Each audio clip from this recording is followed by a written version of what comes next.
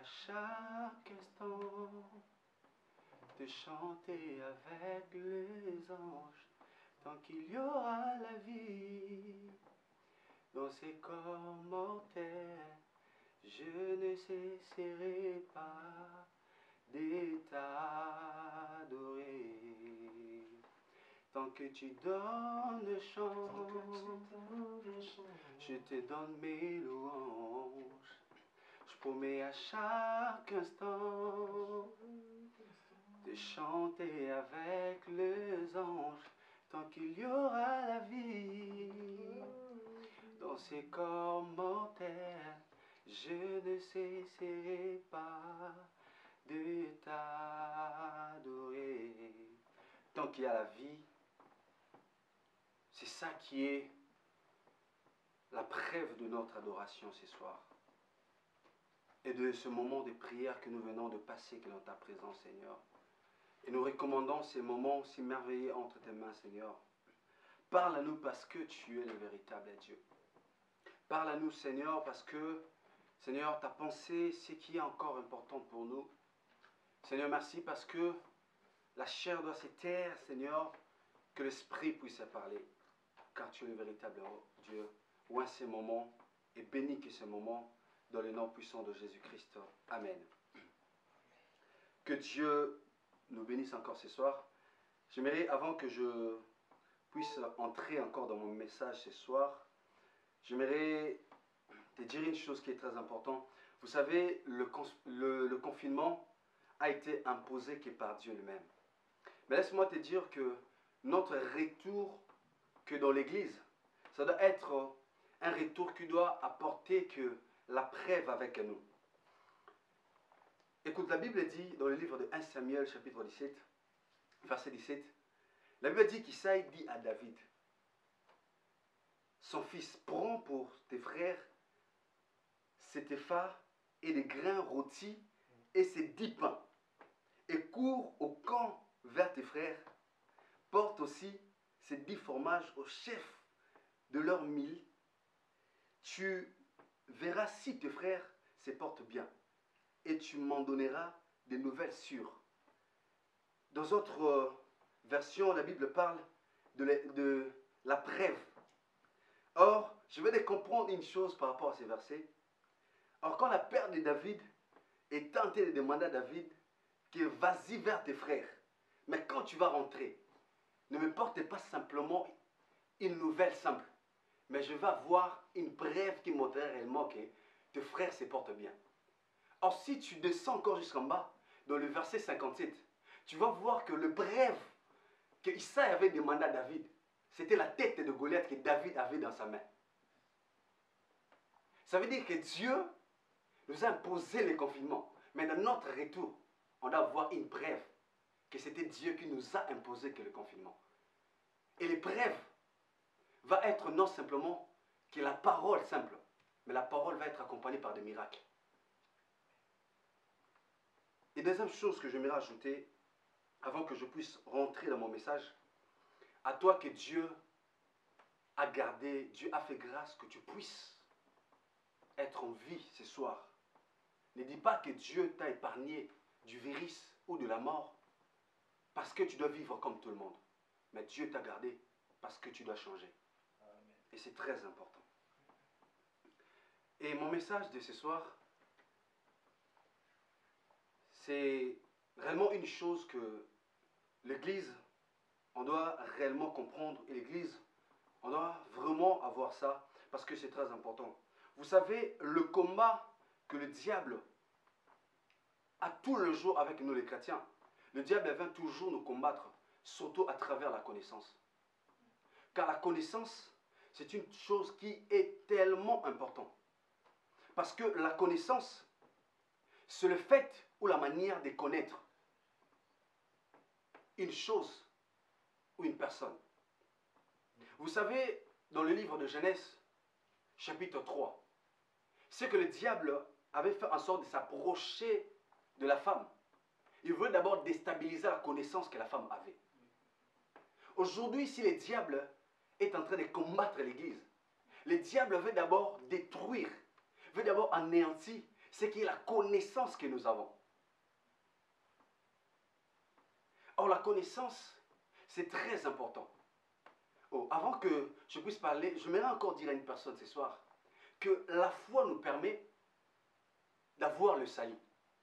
Mais la connaissance est la croissance de la foi. Je ne sais pas si une personne m'a compris ce soir. La foi nous permet d'avoir le salut. Mais la connaissance est la croissance de la foi. Parce que dans le livre d'Osée, chapitre 4, verset 6, j'aime ces versets, nous tous, nous connaissons ces versets. Et mon terme de ce soir, c'est ajouter à votre foi la connaissance. Mon terme de ce soir est ajouter à votre foi la connaissance. La Bible dit dans le livre de Osée, chapitre 4, verset 6, la Bible dit, mon peuple est détruit parce qu'il manque la connaissance. Donc la Bible dit, si le peuple de Dieu, on doit d'abord comprendre une chose, que ce peuple qui a été détruit, ce n'est pas d'abord le peuple incirconcis, mais c'est le peuple de Dieu. C'est aussi possible que tu te retrouves que dans l'église, mais tu as été détruit dans l'église parce que tu n'as pas la connaissance.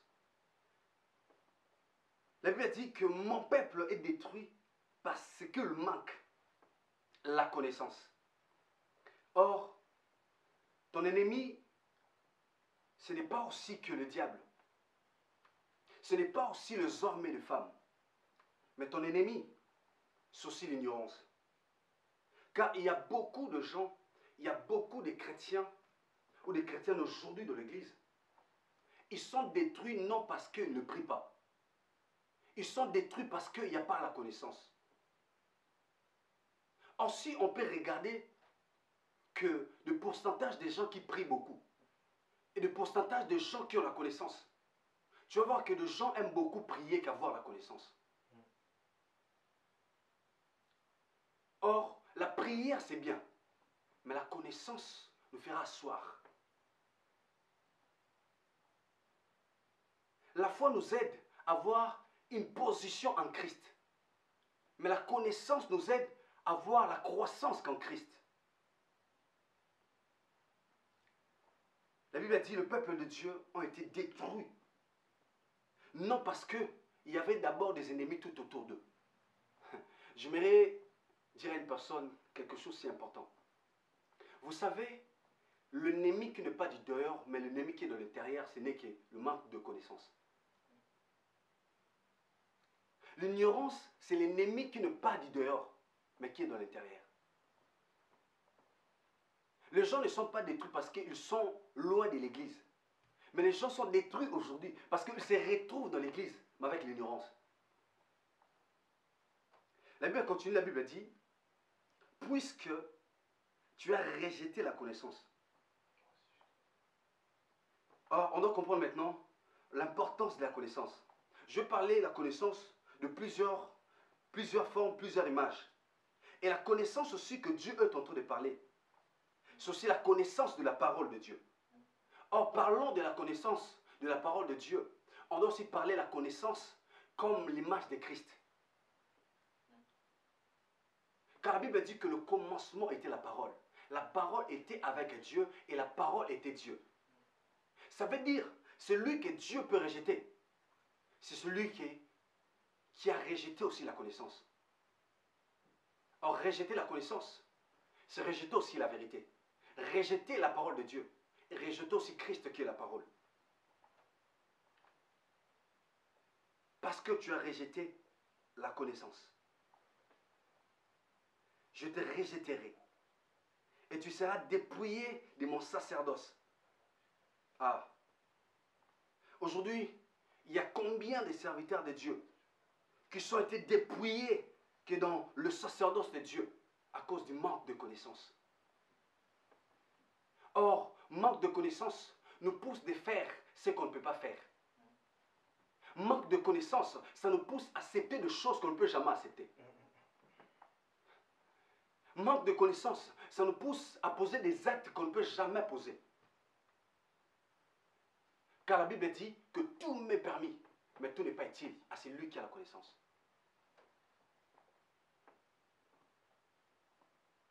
Et la Bible dit, puisque tu as oublié la loi de ton Dieu, j'oublierai aussi tes enfants. Tu as oublié la loi de Dieu. Et Dieu a commencé d'abord par parler de la connaissance sur l'image de la parole de Dieu. Ah, je veux que ce soir, ma prière ce soir, que tu puisses sortir dans ce confinement avec une connaissance de Dieu, une connaissance spirituelle. Or, je vais dire quelque chose ce soir, que quand Dieu est en train de parler que mon peuple est détruit, j'aimerais dire que l'ignorance apporte que l'obscurité, mais la connaissance apporte la lumière. Le peuple de Dieu, pendant ce moment-là, qu'ils ont rejeté la connaissance, ils ont rejeté la parole de Dieu. C'était au moment où le peuple de Dieu était en train de se retrouver que dans l'obscurité. Combien le peuple de Dieu est en train de se retrouver dans l'obscurité? Parce qu'ils ont rejeté que la connaissance. Ils ont rejeté celui qui porte la connaissance, celui qui est notre connaissance. J'aimerais dire à une personne ce soir que la véritable connaissance, ce n'est pas Mahomet. Ce n'est pas William Branham. Ce n'est pas Simon Gimbangu. Je vais te choquer, mais c'est la vérité. La véritable connaissance, c'est Christ. Or, à cause de manque de connaissance, ça poussait encore plusieurs d'être encore désorientés et se retrouver en dehors de la vérité.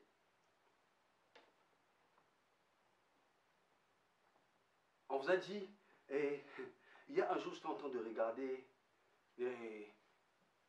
la télé. J'étais tellement, il y avait la tristesse en moi. Je regardais un apôtre qui parlait et qui était en train de dire que dans ces derniers temps, Dieu a choisi qu'un seul prophète. Il est en train de parler. Ça m'avait fait tellement de la tristesse dans mon cœur, j'ai dit waouh. Et il était apôtre. Je suis en train de dire de quelle connaissance que l'apôtre est en train de bâtir comme fondement dans la vie de gens. Il a dit que Dieu a choisi qu'un seul prophète qui est dans ces temps de la fin. Et il y a aussi plusieurs gens qui ont cru par rapport à ça parce qu'ils n'ont pas la connaissance. La connaissance est très importante. Et je répète encore, je dis que l'ignorance apporte l'obscurité. Mais la connaissance apporte la lumière. Car celui qui a la lumière, c'est celui qui doit avoir la connaissance et la précision de choses.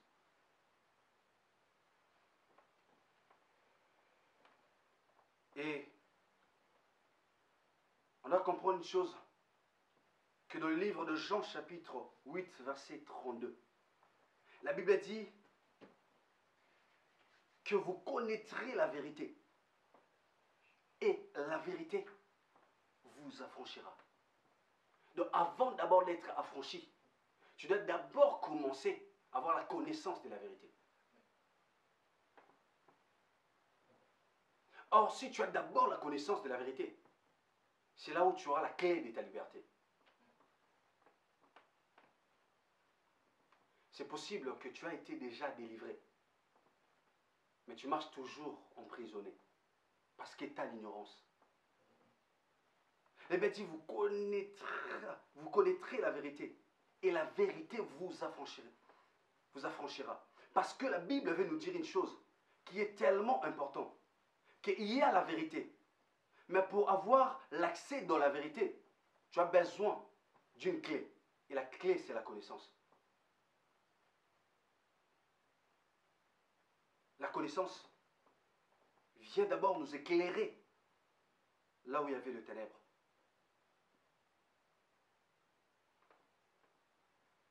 Vous connaîtrez la vérité et la vérité vous affranchira.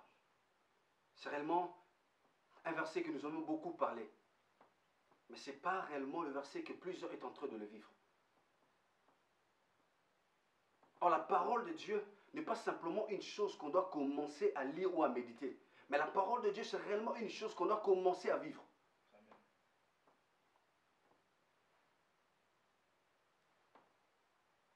Et je vais te dire une chose, qui est la taille de ta foi et aussi la taille de ta connaissance.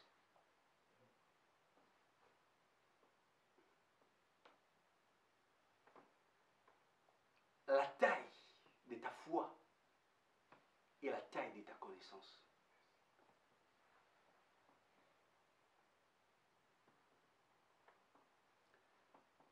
Et c'est possible de se retrouver qu'à l'église, mais sans pour autant avoir la connaissance. C'est possible de durer de l'église, faire 15 ans ou 20 ans dans la vie chrétienne, et sans pour autant avoir la connaissance que de la parole, avoir la connaissance qui est Christ.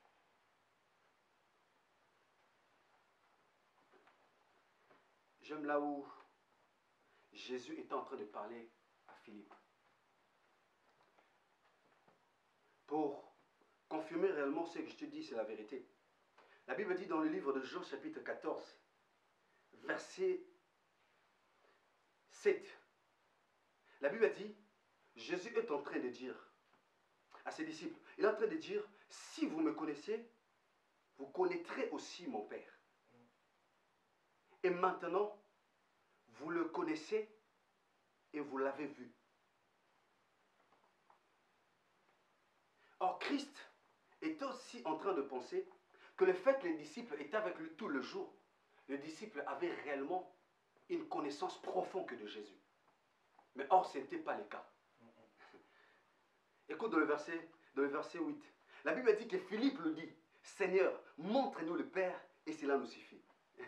C'est là où les problèmes ont commencé.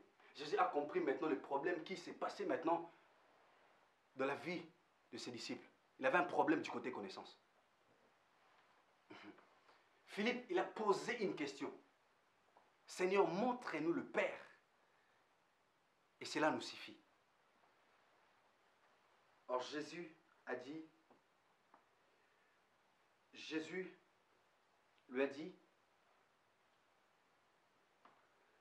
et si longtemps, il y a si longtemps que je suis avec vous, et tu ne m'as pas connu.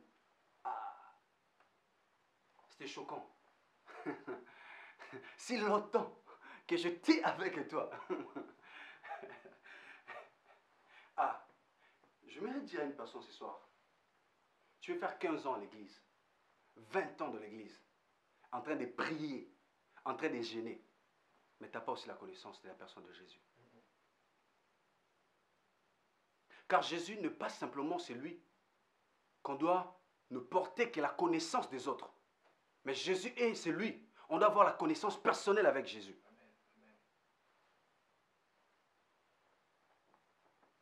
Parce qu'aujourd'hui, on n'est pas dans l'Ancien Testament, là où Dieu pouvait déposer que son esprit et la connaissance et la révélation que dans ses prophètes, le sacrificateur et le roi. Mais on est dans le moment où tout celui qui est chrétien doit avoir la connaissance personnelle de Jésus. C'était choquant.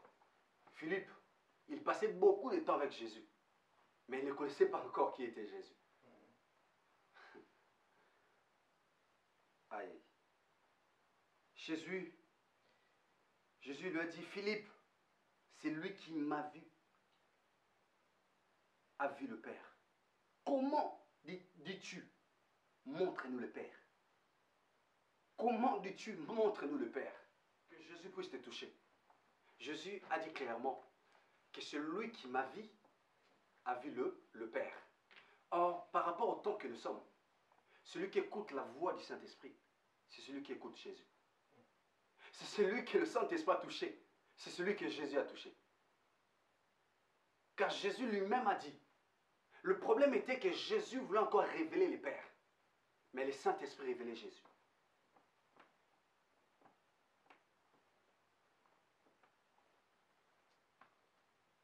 Comment?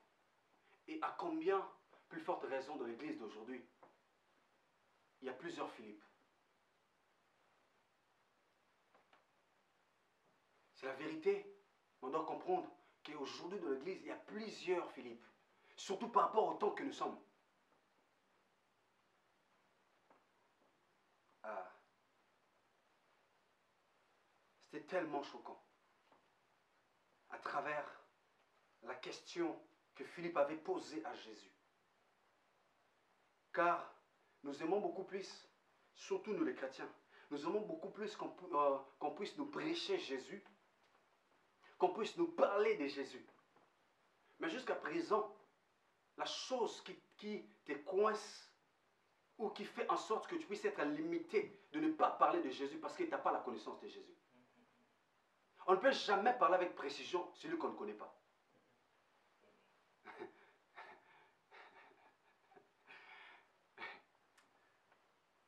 J'ai tellement envie de parler ce soir. Regarde, vous savez, il y a une dimension qui fait en sorte que nous puissions avoir une connaissance profonde de Dieu. C'est quand tu atteins une dimension de l'époux. Il y a certaines connaissances que les enfants ne peuvent pas comprendre, ne peuvent pas aussi savoir, mais ce n'est que l'épouse qui peut savoir. Parce que ce n'est pas tout que le mari parle à ses enfants. Mais il y a des choses. Ce n'est pas avant que Christ avait appelé l'église l'épouse. Il y a aussi une dimension de la connaissance.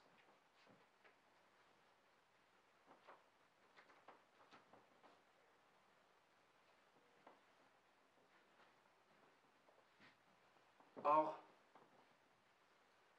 il y a une chose aussi je m'aimerais parler ce soir. Nous croyons tous à la personne de Jésus. Nous croyons tous à la personne de Jésus. Mais nous tous, on ne sert pas la même chose la personne de Jésus parce que nous tous, on n'a pas la même connaissance de Jésus.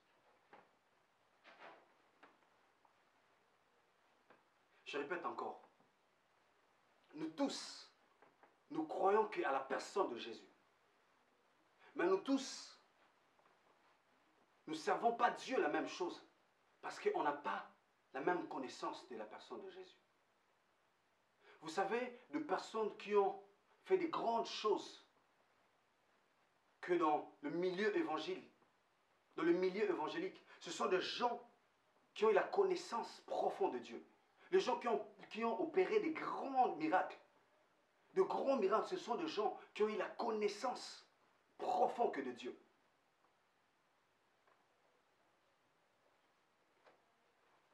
Aujourd'hui, si on peut parler de Paul, Paul avait une connaissance profonde de Dieu.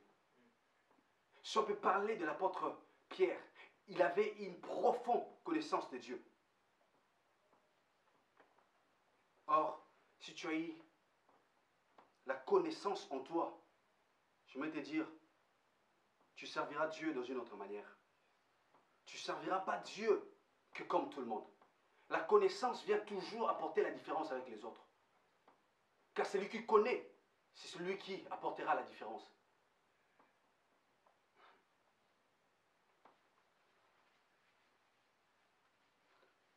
Vous savez, le problème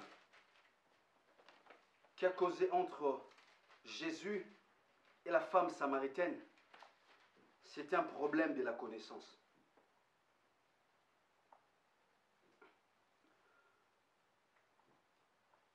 Écoutez ce que la Bible dit dans le livre de Jean chapitre 4, verset 20. La Bible dit, à travers la connaissance que la femme avait, il a dit à Jésus, nos pères ont adoré sur cette montagne. Et vous dites, vous, que le lieu où il faut adorer est à Jérusalem. La femme avait d'abord apporté la connaissance qu'ils avaient. Mes frères, mes sœurs, je vais te dire une chose ce soir.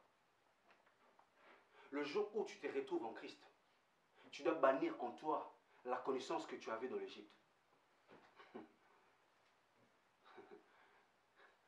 quand tu te retrouves en Christ, tu dois bannir en toi la connaissance que tu avais de l'Égypte.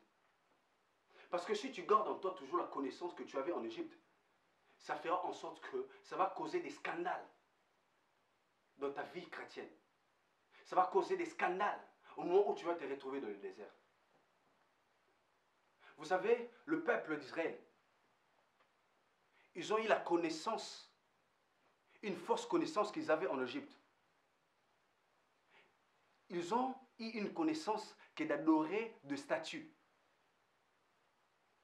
Mais au moment où ils s'est retrouvé que dans le désert, ce n'était pas le Dieu de statue qu'ils devaient adorer. Mais c'était d'abord un Dieu spirituel. Parce qu'ils ont tellement habitué à un Dieu que les yeux peuvent voir. Un Dieu que la main pourra encore toucher. Mais or, ce n'était pas le Dieu qui est en train de leur parler à ces temps-là.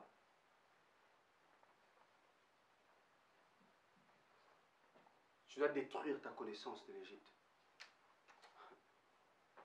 Car ta connaissance de l'Égypte, ça ne peut jamais t'aider au moment où tu te retrouves en Christ. La femme a apporté d'abord la connaissance qu'elle avait. La connaissance qu'elle avait. Il a dit, l'endroit qui est précis qui est pour l'adoration, c'était à la montagne. Or Jésus voulait apporter à la femme une autre connaissance sûre. Parce que Jésus n'était pas que celui qui portait la connaissance, mais lui-même était la connaissance.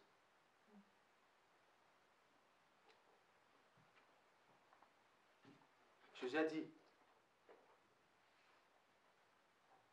dit, et la femme, dans le verset 21, la femme lui dit, Jésus, crois-moi, l'air vient où sentira ni sur cette montagne, ni à Jérusalem, que vous adorerez le Père. Vous adorerez le Père qu'en esprit et en vérité. Car nous adorons. C'est ça. Maintenant là où le problème a commencé, c'était du côté connaissance. Vous adorez ce que vous ne connaissez pas. Ah, la femme avait raison de parler de la montagne. Parce qu'elle était en train d'adorer celui qu'elle ne connaissait pas. C'est possible aussi comme nous. On est en train d'adorer, mais on n'a pas la connaissance. Ah, c'est lui qui a la connaissance. C'est lui qui a la connaissance de Dieu. Le mot fait qu'il coulait dans sa bouche. Le mot fait qu'il coulait dans son cœur au moment de l'adoration. Combien jusqu'à présent de l'Église, au moment de l'adoration, il adore par rapport aux paroles des autres. Il est en train d'écouter ce que toi tu vas parler, pour lui aussi qu'il puisse parler.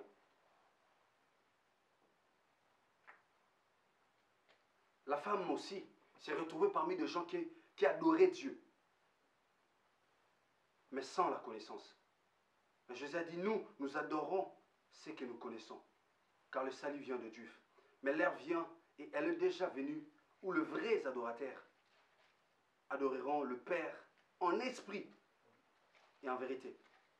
Car ce sont là les adorateurs que le Père demande. Dieu est esprit. Il faut que ceux qui l'adorent en esprit et en vérité. Or, ce n'est que l'esprit qui peut apporter la précision de l'adoration envers Dieu.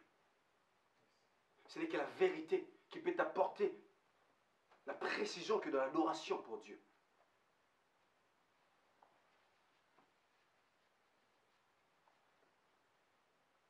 C'est là le problème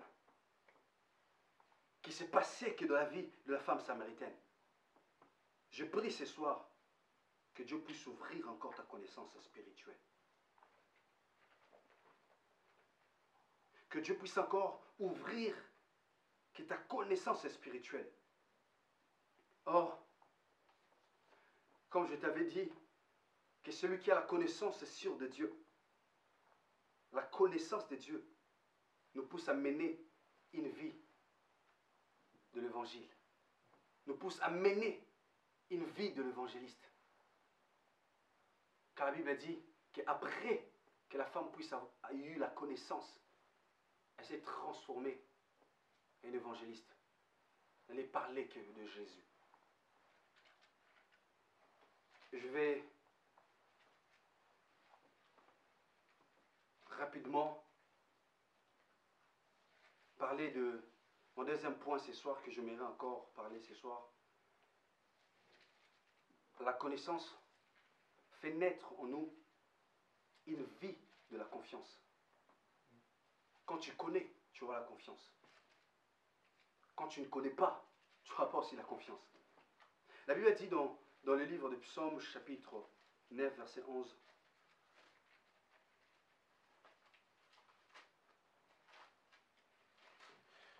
je vais en lire rapidement. La Bible dit, ceux qui connaissent ton nom se confient en toi, car tu n'abandonnes pas ceux qui te cherchent, ô Dieu.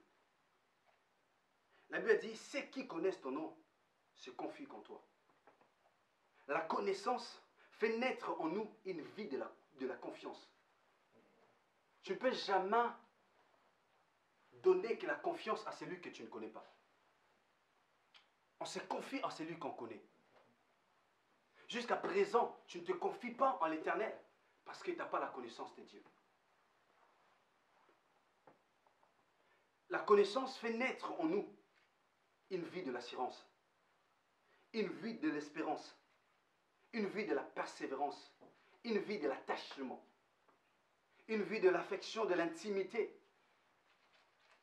Et la connaissance fait naître en nous une relation mise à part avec Dieu. Si tu as la connaissance de Dieu, tu vas vivre une relation mise à part avec le Seigneur. Car la connaissance fait naître en nous une vie d'amour envers notre Dieu, envers nos frères et sœurs, une vie de l'unité et une vie de fermeté.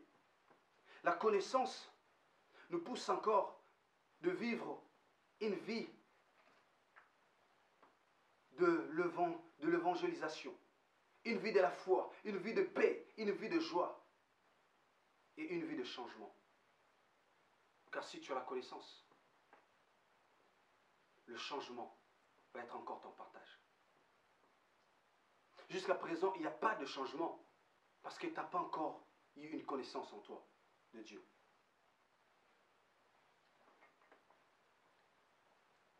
Et la connaissance nous pousse à vivre une vie de reconnaissance. La connaissance nous pousse à vivre une vie de reconnaissance. C'est celui qui a la connaissance de Dieu vivra qu'une vie de la reconnaissance. Jusqu'à présent, tu n'as pas la reconnaissance envers Dieu parce que jusqu'à présent, tu ne connais pas encore Dieu. Si réellement tu connais que le coronavirus n'a pas touché ta famille, n'a pas touché ta vie, c'est à cause de la protection de Dieu et de la grâce de Dieu, tu vivras encore une vie de la reconnaissance.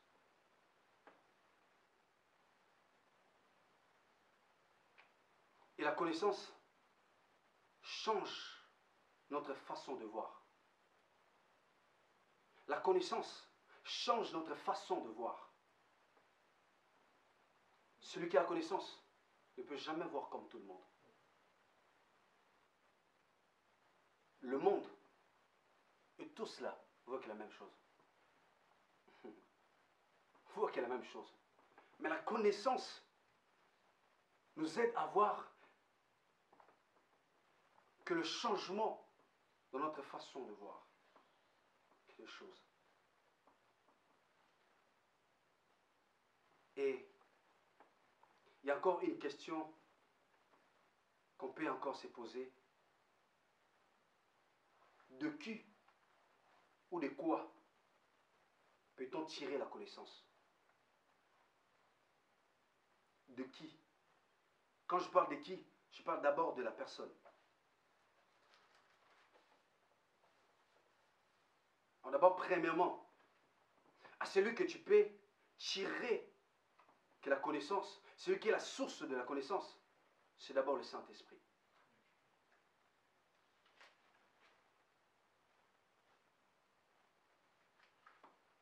Tu peux te poser beaucoup de questions. Tu te demandes où je peux tirer que ma connaissance pour avoir la connaissance de Jésus, pour avoir la connaissance de Christ. L'Église, c'est d'abord le Saint-Esprit. À combien aujourd'hui nous avons négligé le Saint-Esprit? Si tu négliges l'Esprit de Dieu, tu négliges la connaissance. Car il n'y a personne qui peut te révéler la personne de Jésus avec précision, si ce n'est le Saint-Esprit. Eh bien, dit dans le livre de Jean, Jean chapitre 16, verset 13, eh bien, dit, quand le consolateur sera venu, l'Esprit de la vérité, il vous conduira de toute vérité. Car il ne parlera pas de lui-même, mais il dira tout ce qu'il aura attendu et il vous annoncera les choses à venir. Il a dit que Jésus est en train de parler. Il a dit que le Saint-Esprit ne parlera pas que de lui. Mais le Saint-Esprit ne parlera que de Jésus. Il n'y a personne qui peut te révéler et qui peut te donner de la connaissance si ce n'est le Saint-Esprit. Or, celui qui veut être conduit que dans la connaissance, tu dois te laisser être conduit que par le Saint-Esprit. Ce n'est que lui qui est l'enseignant excellent que nous avons besoin à l'Église. C'est d'abord le Saint-Esprit. Celui qui est clair que la parole.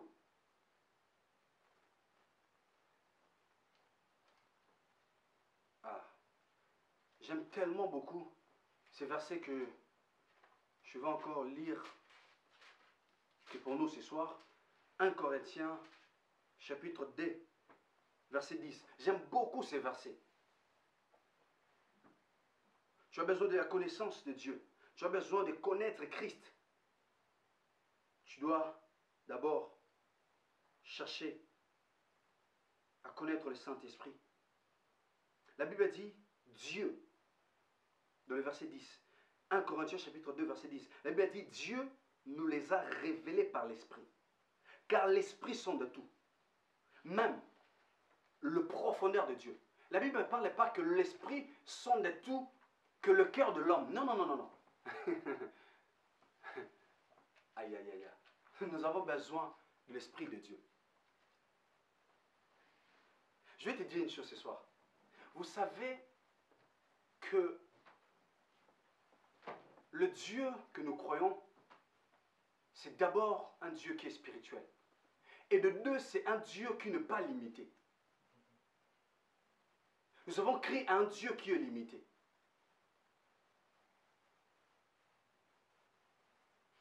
Je vais dire une chose ce soir. Que la Bible ne contient pas la totalité de Dieu.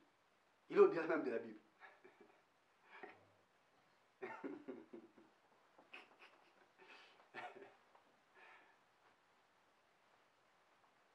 Il est au-delà. Il est au-delà même de la Bible. Ça veut dire, c'est lui qui sonde tout. Qui va au-delà de sonder que le cœur des hommes.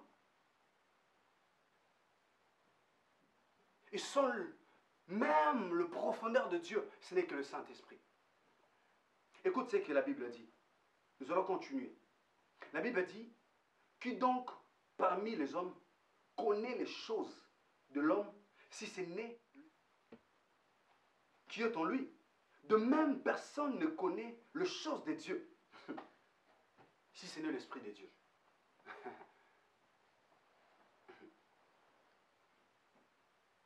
Parce qu'il n'y a personne qui peut connaître le pasteur Gervais que l'Esprit du pasteur Gervais lui-même. Ça veut dire que personne ne peut te connaître que toi-même. Personne ne peut te connaître que toi-même. Ça veut dire personne ne peut connaître Dieu si ce n'est l'Esprit de Dieu. Parce que ce n'est que l'Esprit de Dieu qui connaît même le profondeur de Dieu. Ce n'est que le Saint-Esprit. C'est lui qu'on doit tirer que notre connaissance. Celui qui est la source de la connaissance. Église, revenons que vers le Saint-Esprit. Nous avons négligé l'Esprit.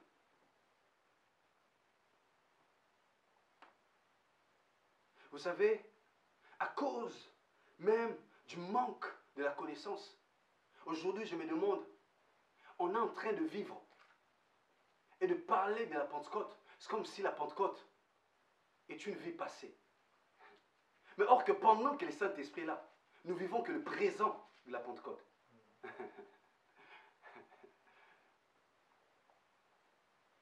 Tant que le Saint-Esprit est là, on doit vivre le présent que de la Pentecôte.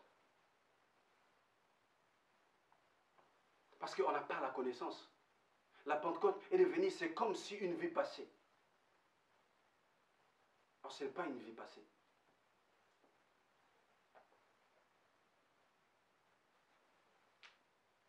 La Bible dit qu'on ne peut jamais connaître Dieu que par l'esprit de l'homme. Non, non, non.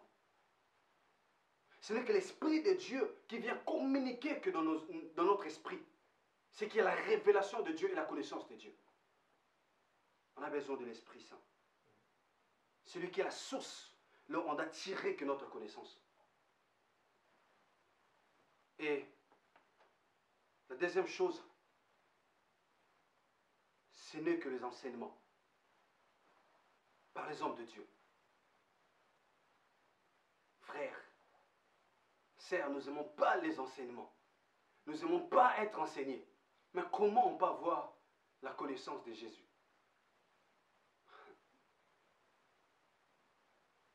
Or, aujourd'hui même, on a la facilité de passer même 1 heure du temps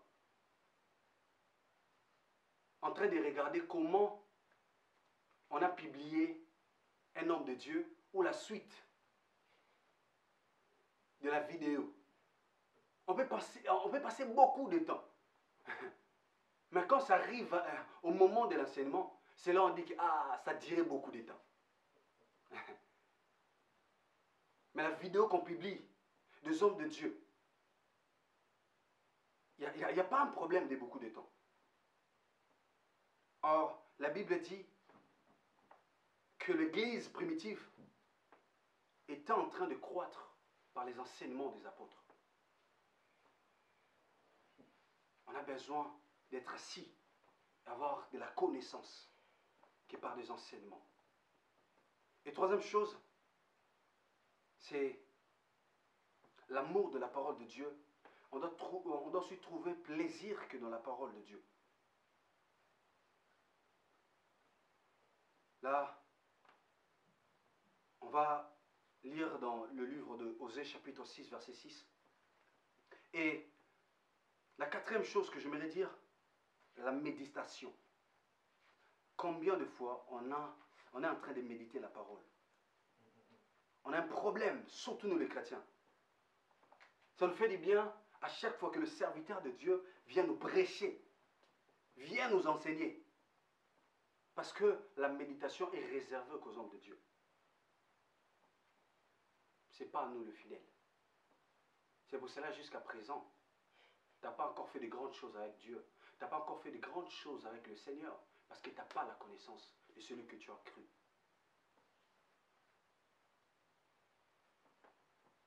Et tu dois lire beaucoup la parole de Dieu.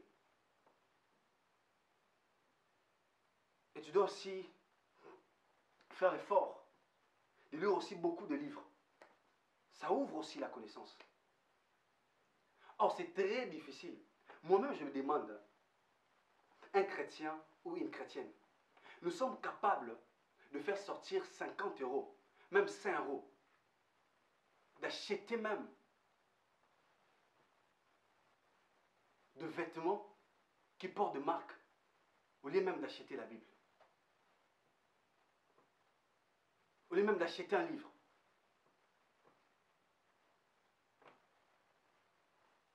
Est-ce que,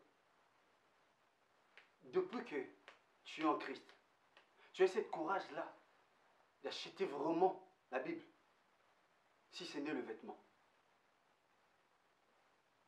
Aujourd'hui, on dit, ah, la Bible, j'ai déjà mon téléphone, ça passe. Tu dois dépenser pour la connaissance. Et tu verras à combien tu auras encore que la lumière. Et on peut aussi tirer que notre connaissance dans la vie des prières. Tu as aussi beaucoup prié dans l'obéissance et dans la crainte de Dieu. Et on doit comprendre aussi une chose, que avoir une alliance avec Dieu nous permet aussi d'avoir une connaissance profonde de Dieu. Tu dois avoir une alliance avec Dieu. L'alliance aussi permet que nous puissions avoir une connaissance profonde avec Dieu. Abraham avait fait l'alliance avec Dieu. Et il a eu une connaissance profonde de Dieu.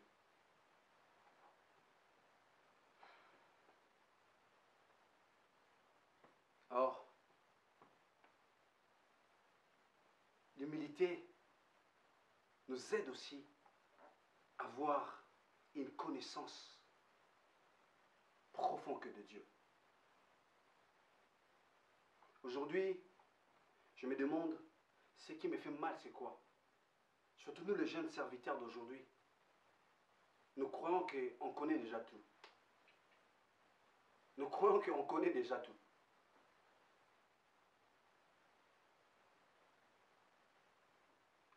Donc, il n'y a pas quelque chose qu'on peut encore nous montrer. Il n'y a pas quelque chose qu'on peut aussi nous orienter. Parce qu'on connaît tout. L'orgueil, tellement l'orgueil, est sur nous. Je bénis Dieu parce que je bénis Dieu pour ces serviteurs que Dieu a mis que devant nous. Ce sont tellement de hommes et de femmes qui aiment toujours apprendre. Pourquoi? Parce que je vais te dire une chose, hein, que dans la vie spirituelle, la connaissance n'a jamais eu que de limites. On connaît tous les jours. On a toujours à apprendre tous les jours. Pourquoi? Parce que même les anges dans les cieux, il est en train d'adorer Dieu jour et nuit. Mais jusqu'à présent, les anges apprennent toujours quelque chose de nouveau vers Dieu. De la même manière, chaque seconde, ils voient Dieu.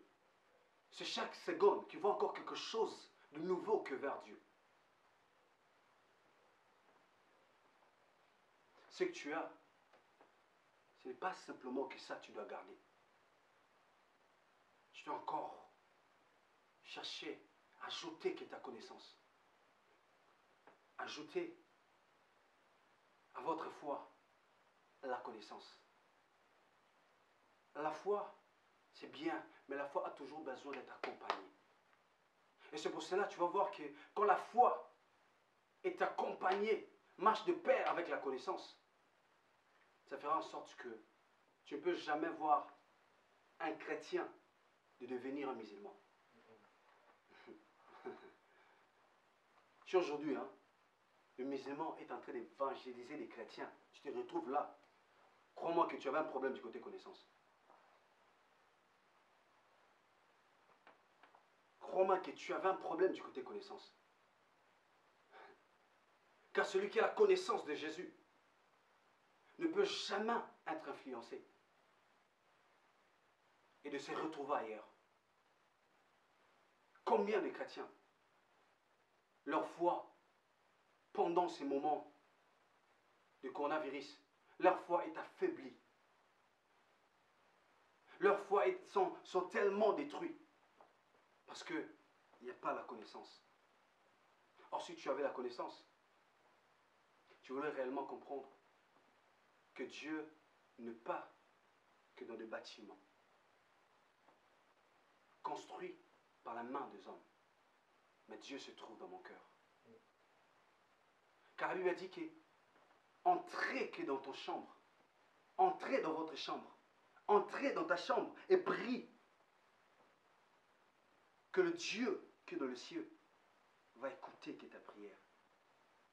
Combien de chrétiens jusqu'à présent ne prient pas? Parce qu'ils n'ont pas encore compris. Ils n'ont pas encore la connaissance de Dieu.